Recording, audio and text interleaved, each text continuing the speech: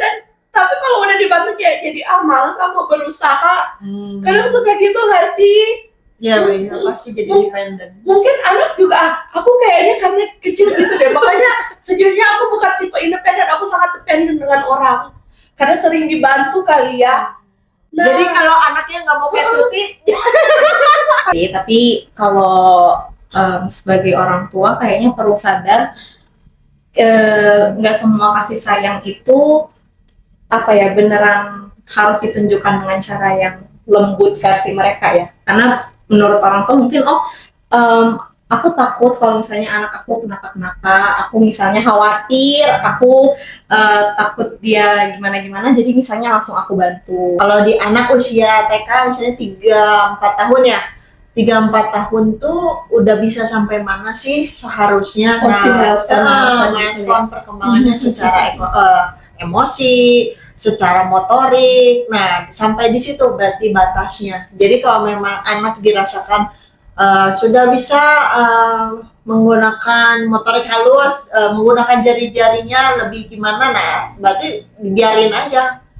Kecuali misalnya lebih susah daripada milestone-nya, nah itu boleh sedikit dibantu. Tapi jangan bantu berlebihan ya. Tapi ke lingkungannya dia jadinya nggak percaya diri untuk mencoba apapun dengan usahanya sendiri sih.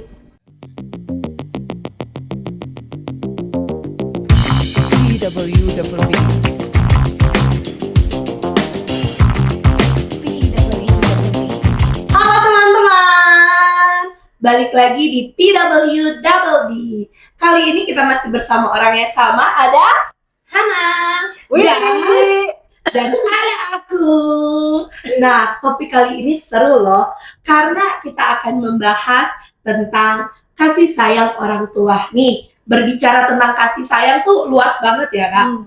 Dan kita punya cara yang berbeda-beda dalam kita memaknai maupun menampilkan apa itu kasih sayang. Dan tak jarang kasih sayang yang berlebihan itu suka memberi efek ya, benar nggak? Nah, topiknya ini tuh Kak kali ini tentang kasih sayang orang tua yang mungkin tanpa disadari ternyata merusak anak. Menarik nih. Si temanya sangat ini ya, kontradiktif. Kasih sayang tapi merusak. Gimana nih Kak Windy? Oke, jadi kalau kasih sayang orang tua merusak tuh kadang orang tua tuh karena sayang jadi terlalu protektif, terlalu menjaga gitu ya si anak itu supaya nggak terluka, nggak kesusahan, nggak dapat masalah, dan akhirnya malahan anaknya tumbuh dengan kurangnya kemampuan, misalnya kurang kemampuan problem solving, kurang kemampuan untuk mengatur emosi, kayak gitu-gitu sih. Jadi itu tuh yang sengaja orang tua jaga, tapi ternyata anaknya tuh jadinya kurang mandiri dan kurang bisa untuk mengatur dirinya sendiri. Jadi terlalu bergantung sama orang lain ya jadinya nggak sih? Ya betul. Oke. Wow, baru di opening udah seseru ini loh. Menarik banget, terima kasih kali ini. Kalau Hana yang sangat tenang ini gimana? Kurang lebih sama sih, tapi kalau sebagai orang tua kayaknya perlu sadar nggak semua kasih sayang itu beneran harus ditunjukkan dengan cara yang lembut versi mereka ya. Karena menurut orang tua mungkin aku takut kalau misalnya anak aku kenapa-kenapa, aku misalnya khawatir, aku takut dia gimana-gimana, jadi misalnya langsung aku bantu. Nah, mungkin kan bagi beberapa orang tua itu adalah bentuk kasih sayang, tapi ternyata nggak loh. Mungkin itu anak akan mendapatkan kenyamanan di awal, tapi nanti efeknya kalau dia dewasa jangka panjang ya. Nah, kalau gitu di topik hari ini kita akan lebih mengerucut ya Kak untuk usia anak. Kita lebih ke anak TK dan anak SD ya. Apalagi TK nih itu kan usia-usia perkembangan anak ya, golden age lah kalau kita kenal. Nah, menurut kakak-kakak nih batasan orang tua menunjukkan kasih sayang itu ke anak di usia golden age itu sejauh apa? Kalau dari Kak Windy tadi kan terlalu berlebihan, bikin anak jadi kurang mandiri ke depannya, susah mengambil keputusan sendiri. Sebenarnya ada batasannya nggak sih? Kalau dari sisi psikologi? Kalau saya sih lebih balik lagi ke tahapan perkembangan anak. Jadi orang tua tuh bisa lihat dari misalnya kalau di anak usia TK misalnya 3-4 tahun ya. 3-4 tahun tuh udah bisa sampai mana sih seharusnya milestone perkembangannya secara emosi, secara motorik. Nah, sampai di situ berarti batasnya. Jadi kalau memang anak dirasakan sudah bisa menggunakan motorik halus, menggunakan jari-jarinya lebih gimana, nah berarti biarin aja. Kecuali misalnya lebih susah daripada milestone-nya, nah itu boleh sedikit dibantu, dibantu. tapi jangan bantu berlebihan ya. Betul. Wah, menarik ya. Tapi tunggu sebelum aku lanjutin itu kita ke Kahana dulu ya kali Boleh ya. silakan. Oke, gimana. Kalau aku lebih ke jangan semuanya langsung di take over sama orang tua sih. Kayak misalnya sesimpel anak jatuh, kan ada beberapa orang tua kamu kenapa? Bahkan belum jatuh pun Iya. Iya. Jadi kayak nggak apa-apa, biarin anak explore dulu aja sendiri sih. Nanti kalau misalnya terlihat anaknya mau butuh bantuan, baru kita mungkin pelan-pelan masuk gitu sih. Iya ya, apalagi usia dini tuh emang saatnya untuk explore ya. Berarti memang nunjukin kasih sayang itu nggak apa-apa, it's okay. Tapi harus sesuai porsinya ya, jangan berlebihan ya. Nah, tapi kan pada nyatanya ketika anak usia TK maupun SD itu kebiasaan orang tua tuh nggak semua ya, nggak ini, tapi ada lah ya orang tua yang masih terlalu, yang kayak tadi kata Kak Windy, terlalu melindungi dan itu masih dianggap wajar. Nah, aku mau nanya nih Kak, tapi kan nggak semua anak tuh perkembangannya sesuai milestone-nya, betul? Coba kakak ngasih contoh yang konkret dong, biar orang tua mungkin yang nonton di luar sana punya bayangan. Anak aku misalnya, dia telat jalan, harus sampai di mana sih batasan aku membantu dia biar nanti kasih sayang aku ini dia nggak berlebihan gitu. Jadi dia kalau berlebihan kan dibantu terus jadi malas gitu. Kalau untuk berjalan itu kan anak ada merangkak dulu, merayap. Jadi merayap yang di tembok itu. Nah, tinggal dilihat usianya. Karena kalau anak kecil itu beda 2-3 bulan itu tuh udah terasa sangat jauh. Jadi kalau usianya masih di golden age itu, kalau perbedaan 2-3 bulan tuh jauh. Nanti kalau udah masuk SD kayak bedanya mungkin bisa dilihat kalau beda 2-3 bulan masih nggak apa-apa. Tapi kalau udah 6 bulan itu udah harus tanda-tanda bahwa itu tuh udah terlambat. Jadi kalau semakin besar range-nya nggak apa-apa, agak jauh. Tapi kalau makin kecil, kalau range bulannya 2-3 bulan udah nggak bisa tuh, itu berarti harus waspada sih gitu. Berarti balik lagi ya, sebagai orang tua kita harus tahu nih milestone perkembangan anak. Dan itu tuh sangat banyak sekali sih di internet. Jadi sangat mudah sekali untuk dicari. Jadi kembali lagi ke milestone dan pola asuhnya gitu. Balik kayak nggak boleh gadget terlalu banyak. Terus jadi kan itu nanti kalau misalnya tuh kan usia 18 bulan harusnya sudah bisa mengucapkan beberapa kata itu. Terus harus sudah mulai babbling, harus mulai usia 2 tahun udah berapa, usia 2 tahun setengah berapa. Nah, itu tinggal dilihat sih. Dan pengaruh lingkungan juga dampaknya besar. Jadi bukan hanya orang tua memproteksi, tapi harus dilihat juga kayak tadi ada pengaruh gadget enggak, anaknya kok jadi terlambat bicara karena mungkin kebanyakan sama gadget, jarang diajak bicara, anaknya belum bisa makan sendiri, pegang sendok masih susah, yang mungkin selalu disuapin gitu, anaknya jadi nggak belajar gitu. Jadi benar-benar usia dini itu benar ya, golden age anak, dan benar-benar sebenarnya masanya cuma pendek, tapi itu dampaknya sepanjang hidup ya. Gimana nih Kak Hana? Berarti kalau kita lihat ya, permasalahannya kali ini tuh banyak banget orang tua yang sulit gitu untuk membiarkan anak mencoba sendiri. Kenapa tuh banyak yang seperti itu menurut kakak? Mungkin balik lagi ya, sekarang kan kita hidup di zaman yang serba instan gitu ya, dan orang tua juga kebanyakan kerjanya tuh cepat. Jadi mungkin itu yang bikin mereka tuh daripada kamu lama, sini mama aja yang langsung take over itu ya. Nah, benar-benar. Kalau kayak gitu ada nggak efeknya buat anak ke depannya? Lebih ke jadinya nanti dia terlalu bergantung ke orang tuanya sih. Bahkan mungkin nanti kalau jangka panjangnya bukan cuma ke orang tua, tapi ke lingkungannya. Dia jadinya nggak percaya diri untuk mencoba apapun dengan usahanya sendiri sih. Jadi kalau kita terlalu membantu juga ya bener sih Kak. Jadi kemampuan yang nggak terasa, rasa percaya dirinya jadi nggak terlatih ya. Nah ini mungkin bisa jadi aware juga ya. bagi orang tua di luar sana gitu. Tapi Mami, yuk percayalah, anak kecil bisa. Kadang gitu kan? tuh ya tadi kan satu nggak punya waktu, kadang tuh jadi terlalu ribet gitu, jadi terus kalau dikasih kesempatan tuh mereka explore ataupun mereka percobaan ini dan itu tuh bikin rumah berantakan, jadi udah nggak punya waktu, nggak punya tenaga, capek, jadi makanya udahlah langsung di take over atau langsung udah ini kayak gini aja. Nah, itu aku kecil suka kayak gitu sama mama aku. Dampaknya apa nih tuh Tiang? Apa yang kamu lihat? Iya, Soalnya nonton nggak tahu, saya tahu tapi misalnya nih, iya aku jadi malas beres-beres. Sejujur ya, karena kayak nggak diajarin dari kecil. Kayak bangun tidur, bangun aja nggak pernah beresin kamar. Kamu sudah lihat kan seberapa berantakan aku? Gitu.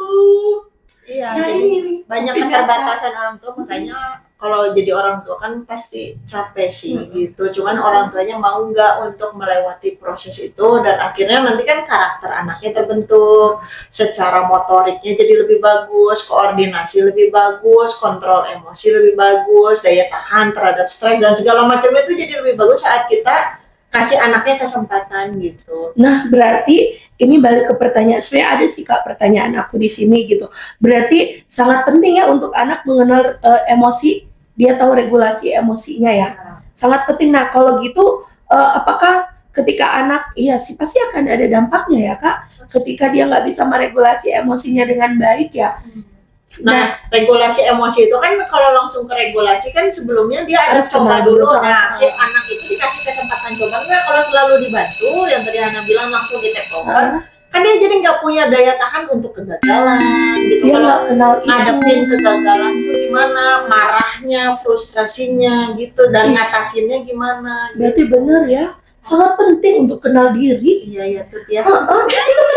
Terus sebagai orang tua juga kita kudu belajar sabar, berarti ya nggak hanya orang tua sih, kita juga dimanapun harus belajar sabar ya. Sabar dan Apalagi harus ketika kalau dengan anak sih, ya. kalau kata saya. Ada hal-hal yang harus dikorbankan gitu ya. Wah, gimana nih? Memang berat jadi orang tua sih. Berat banget ya.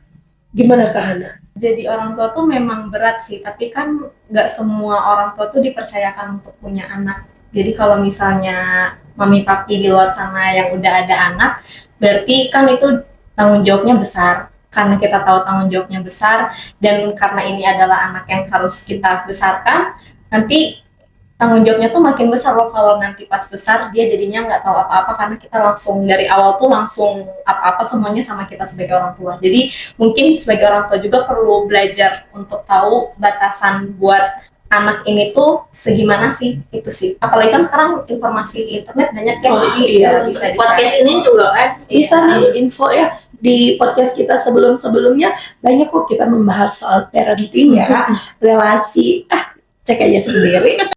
Nah, tapi kan Kak, tadi ya balik lagi menjadi orang tua tuh gak mudah, apalagi misalnya saat anak ini bukti di tantrum. Regulasi emosi waktu kecil tidak tersalurkan. Itu tanda apa? challenge time. Semangat dong. 1, 2, 3. Challenge time. Oke Hana, sekarang kita mau challenge time. Challenge time-nya kali ini seru loh. Oke, Kita apa itu, mau main Kak? nih. Nama permainannya menyusun menjadi menara. Oke. Nah, jadi nanti aku kasih satu. Oke. Oke, ini gunanya untuk nutup mata. Jadi nanti Oke. kita tutup mata pakai ini. Mm. Kemudian nggak boleh kayak gini ya, nggak boleh tangannya. Jadi satunya gini. Harus nyari untuk nyusun sambil Oke. mata kita ditutup. Oke? Oke, Siap? Siap. Aduh. Sudah boleh bawa tangan. Ya, selesai. Dua, tiga. Ina, satu tangan. Hei. Ih, jangan dasar. di mana? Nih, Jatuh. Dia jatuh. Dua jatuh. ih, udah aku punya. Belum. Ih, ini di dekat nggak kerasa lagi. Satu jatuh, dua. Mana ya? Iya, aku beres.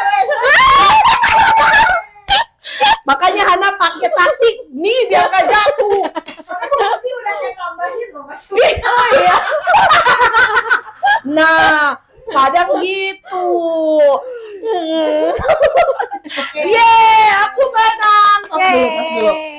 Nah, kali ini kita babak kedua ya. Dihitung harus sama. Dihitung Hana, diatur Hana. Hidup kadang kita menjumpai kecurangan-kecurangan seperti itu. Tentang bagaimana kita bersikap ya menghadapi kecurangan itu. Kali ini Hana babak kedua, permainannya akan sedikit beda. Oke. Kalau di pertama kan kita berusaha sendiri. Kali ini kita akan dibantu. Oke. 3, 2, 1. Oke.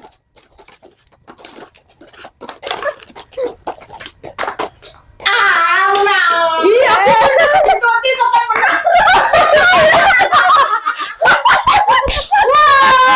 wah, tepuk tangan. Ternyata aku hebat. Aku bisa sendiri. Gimana Kak?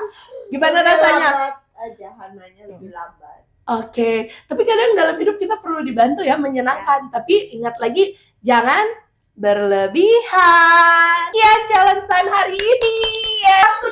Tapi kalau udah dibantu kayak jadi malas mau berusaha. Kadang suka gitu gak sih? Ya, weh, pasti jadi independen. Mungkin anak juga, aku kayaknya karena kecil gitu deh. Makanya sejujurnya aku bukan tipe independen, aku sangat dependen dengan orang. Karena sering dibantu kali ya. Nah, Jadi kalau anaknya nggak mau kayak Tuti, kalau aku buruk banget ya. Iya. Berarti dari game tadi tuh, ya itu sih aku berefleksi gitu kan, kayak oh ya udah tiap orang tuh punya kemampuan masing-masing, biarin aja nyoba dulu ya, jangan selalu dibantu ya. Sama ya kayak anak ya. Mungkin ya kami ini coba kaitkan permainan kita tadi dengan topik kita hari ini. ini waktu ada masalah kan itu kan dia nggak bisa lihat tuh, terus dia harus melakukannya pasti susah, kadang frustrasi di mana sih kok nggak selesai, kok hasilnya nggak bagus. Nah itu dibiarin aja, jadi anak tuh belajar berarti kalau caranya yang A berarti nggak tepat, salah, berarti kalau ada kesempatan lagi saya bisa perbaiki kayak gitu. Jadi dia belajar satu, kontrol emosi, dua dia belajar problem solving gitu. Berarti sangat penting ya, sejak kecil anak itu ketika dia mengalami, sebenarnya anak-anak itu mengalami kesulitan banyak ya. Tapi kadang kita langsung cut off gitu, langsung take over ambil ya. Nah jadi hari ini tuh dari game tadi kita belajar nih, biarin aja anaknya mengalami kesulitan ya. Karena dari kesulitan itu dia bisa belajar. Oke, jadi maksudnya gini, jadi waktu kita lihat anak kita tuh udah lagi nyoba tuh, susah berkali-kali nggak berhasil, kita bisa kasih clue, lebih better kita kasih clue Daripada langsung dibanding langsung gini aja. Jangan langsung dikasih solusi, tapi dikasih clue, misalnya kalau mulainya dari yang depan gimana gitu misalnya. Jadi kan enggak, kayaknya yang belakang lebih bagus, udah dicoba gitu. Jadi dibanding langsung take over, mungkin caranya yang bisa mami papi lakukan, kita bisa kasih clue-clue kecil gitu supaya anak tuh berpikir dan bisa menemukan jalannya. Jadi ininya juga jalan ya, biasa ya. Dan dia juga bisa emosinya juga ya bisa dilatih. Karena kan gak selalu waktu anak itu ada masalah, misalnya di sekolah, di playground, kan gak selalu ada Ada missnya, orang tua, gak selalu ada orang tuanya. Jadi anak tuh terbiasa waktu dia lihat masalah harus gimana ya gitu. Jadi nggak langsung mes, Ya. mami, nggak langsung gitu ya. Betul. Itu masalah yang sebenarnya sangat dekat ya, yang sering kita jumpai ya. Anak-anak jadi sekarang tuh takut gitu untuk mengambil keputusan sendiri. Bahkan Apa-apa ekstrimnya jadi nanti mungkin bukan anak itu lagi jadi dependent, malah nggak mau ngelakuin, malah jadinya. Jadi nggak tahu. ini cobain, nggak usah gitu. Itu ya bisa jadi ya. Ya karena kan Ada nggak ada faktor-faktor bantuan. di belakang, betul. Tapi kalau dibantu mau deh. Tapi misalnya kalau dia lakuin sendiri jelek hasilnya, lebih baik saya nggak kerjain kayak gitu. Oh, iya. Itu membentuk karakter sih itu. Buat orang tua, parents di luar yang nonton, kalau yuk sabarlah, Kasih anak kesempatan. kasih anak kesempatan. Walaupun capek, walaupun makan waktu lama, kotor, jadi lebih kerja double, triple ngebersihinnya. Jadi ya Karena itu terus mempengaruhi saat ini. paling kan masukannya kayak gini, kalau orang tua nih, papi mami lagi ngerasa, aduh hari ini saya lagi capek banget, carilah aktivitas yang tidak bikin capek. Jadi jangan saya lagi capek banget, terus dikasih aktivitas misalnya yang kalau anak kecil tuh yang meremas jelly lah, tepung lah, yang melatih motor, dan akhirnya berantakan di mana-mana, dan itu tuh bikin kita lebih capek. Jadi carilah aktivitas yang bikin gak capek, tapi tetap misalnya menstimulasi anak. Contohnya Kak, Tetap kasih anak kesempatan gitu. contoh-contohnya Misalnya baca buku di kasur, terus anak disuruh ceritain ulang, itu kan melatih daya ingat, menstimulasi juga, melatih berbicaranya, artikulasi. Jadi kan kayak gitu nggak capek. Jadi kecuali misalnya hari itu saya lagi banyak nih energi atau weekend, orang tua dua-duanya lagi di rumah, terus ada bala bantuan yang bisa bantu bersih. Nah, pakailah kesempatan itu gitu. Tapi balik lagi nih Kak Windy, anak-anak kecil tuh kan susah banget disuruh diem. Gimana tuh? Ketika mami udah capek, mami sini nak, mami mau bacain buku. Ah nggak mau main ini, mau itu. Gimana tuh harusnya orang tua bersikap saat di posisi seperti itu?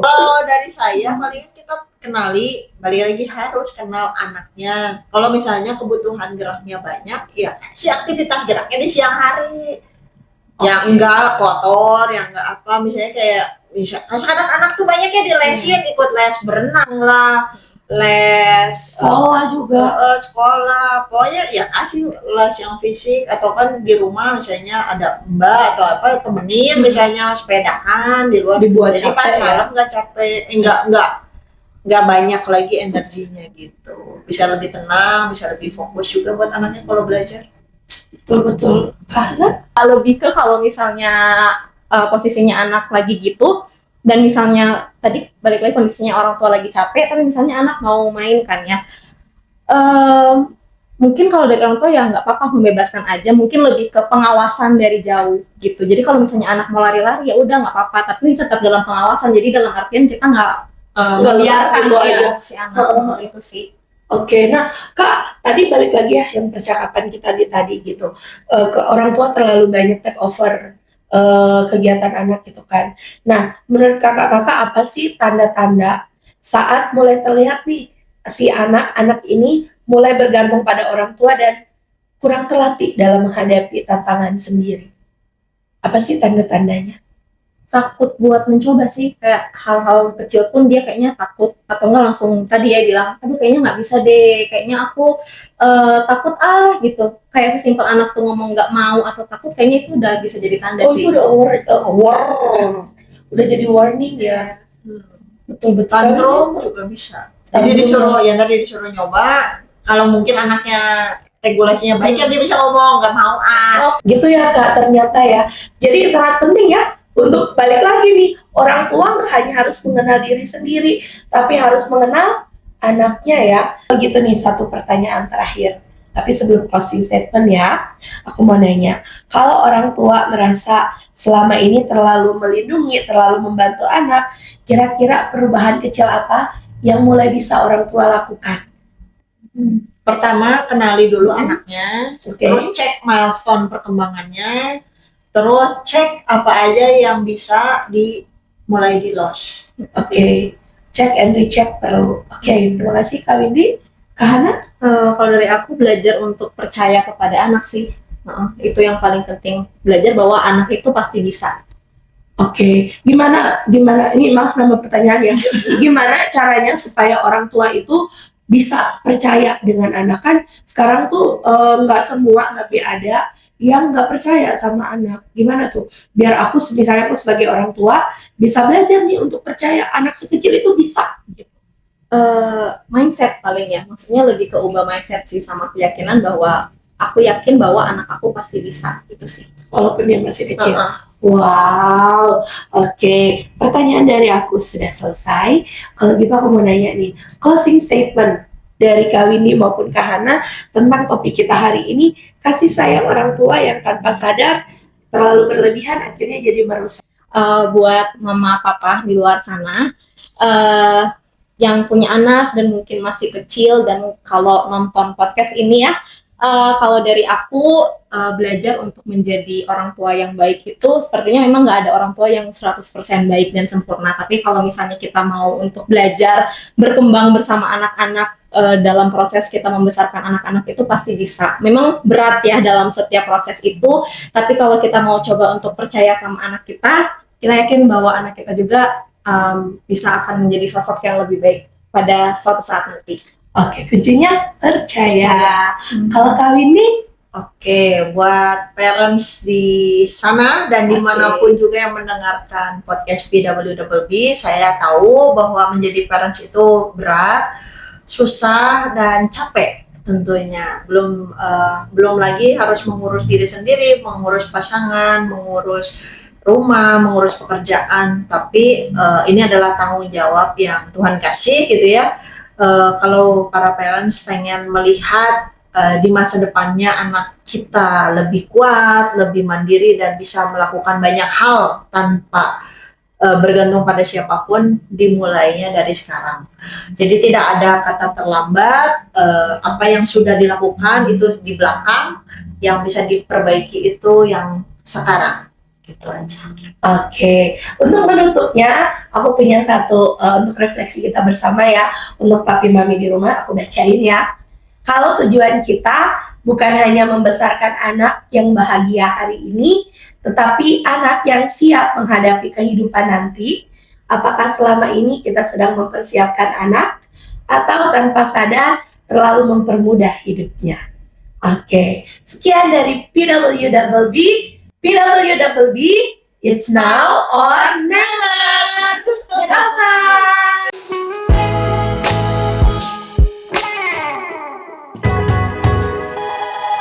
BWWB.